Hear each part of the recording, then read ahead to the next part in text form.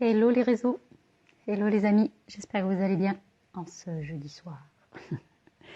Ok, je voulais partager avec vous quelque chose aujourd'hui. Je voulais revenir sur un commentaire de mon amie Isa qui a commenté hier sur ma vidéo d'hier et ça m'a fait réagir parce que Isa disait qu'elle était en train de chercher sa maison. C'était ça tes mots, Isa, je les ai notés parce que... Oui, que tu n'arrivais pas à trouver ta maison. Et je voulais revenir là-dessus parce que c'est vraiment important en fait. C'est vraiment important.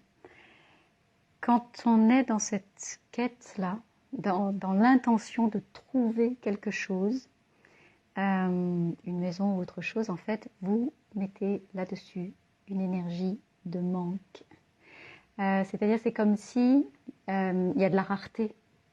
C'est comme s'il fallait trouver un trésor. Alors, vous pouvez considérer votre maison comme un trésor, c'est pas un souci. Mais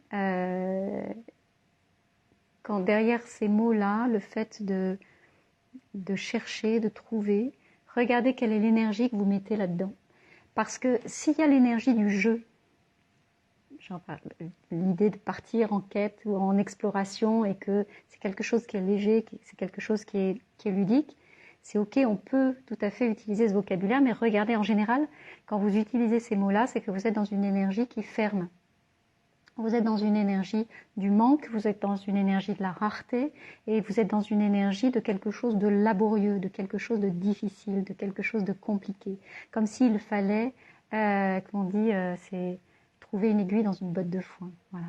C'est un peu ça que ça vibre en fait. Donc, quand vous cherchez votre maison ou quand vous êtes en évolution pour aller rencontrer cette maison, ne mettez pas cette énergie-là. Les mots que vous utilisez sont importants, mais aussi l'intention, parce qu'ils traduisent l'intention, justement, les mots que vous utilisez, ils traduisent l'intention que vous mettez derrière. Moi, je le vois beaucoup aussi dans tous mes accompagnements et chez mes clients. Il y a vraiment cette peur qui est là, cette inquiétude, cette angoisse à l'idée de ne pas trouver. Mais qu'est-ce que vous voulez trouver ? Demandez-vous ce que vous voulez trouver. Et quand on veut trouver quelque chose, c'est comme s'il n'y avait qu'une option en face de nous. C'est comme s'il n'y avait qu'une seule solution, en fait. Alors que quand vous êtes en train de chercher votre prochaine maison, ce que ça demande, c'est d'ouvrir au champ des possibles. Donc, si vous indiquez « je ferme » et il n'y a qu'une option, et il faut que je la trouve, vous coupez le champ des possibles. Vous allez dans le sens contraire de ce que la vie peut vous proposer, de ce que les opportunités peuvent vous amener. Et c'est là que vous allez vous enfermer, vous risquez de vous enfermer dans l'attente, la perspective d'une maison idéale. Et si vous avez été attentif à comment moi je fonctionne, en fait, je ne cherche pas la maison idéale.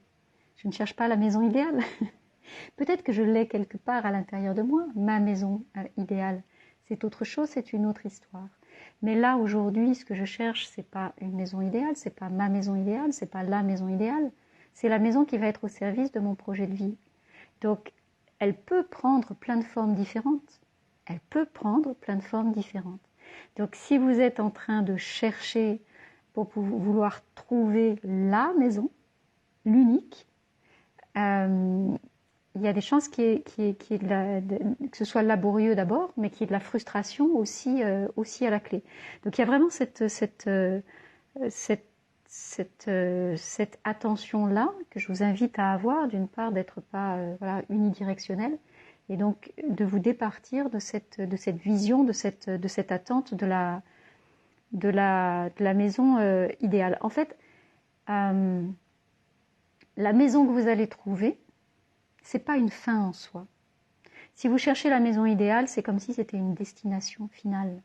D'accord ? C'est comme si à cet endroit-là, vous vous faites reposer sur ce bien-là, sur cette maison-là, tout ce que vous allez mettre en place dans votre vie.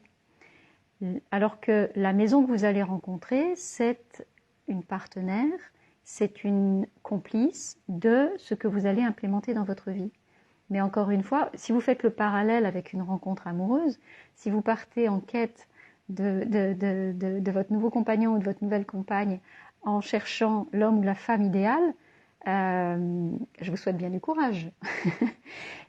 Vous allez peut-être rencontrer quelqu'un qui coche quelques cases, mais ensuite vous allez être dans une relation qui va vous maintenir complètement enfermé dans cette vision-là et vous ne serez pas prêt à recevoir, à accueillir et à vivre l'inconnu avec cette nouvelle rencontre. Avec votre maison, c'est pareil.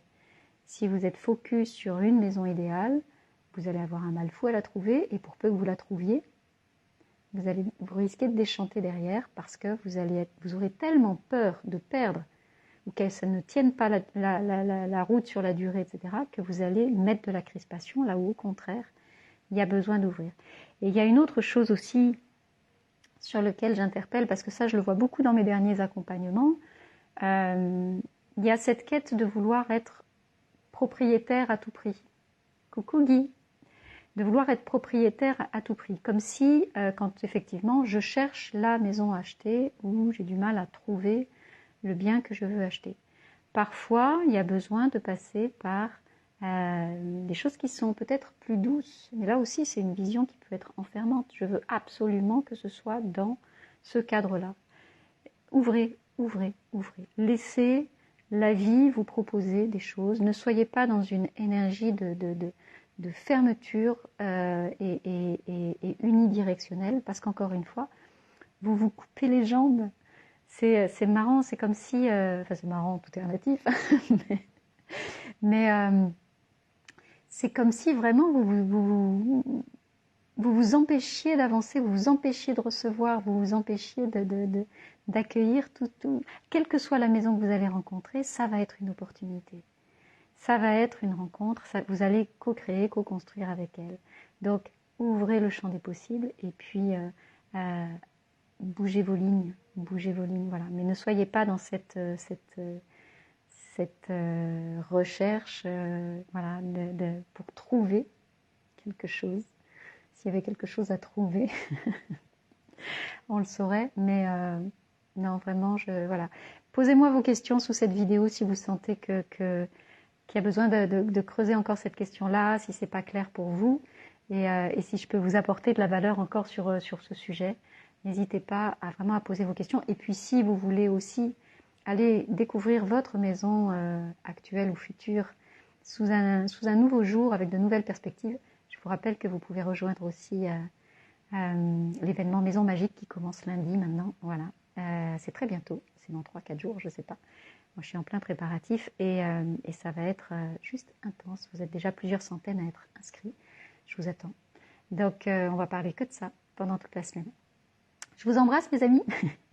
Je vous souhaite une très très belle soirée et puis je vous dis à très vite.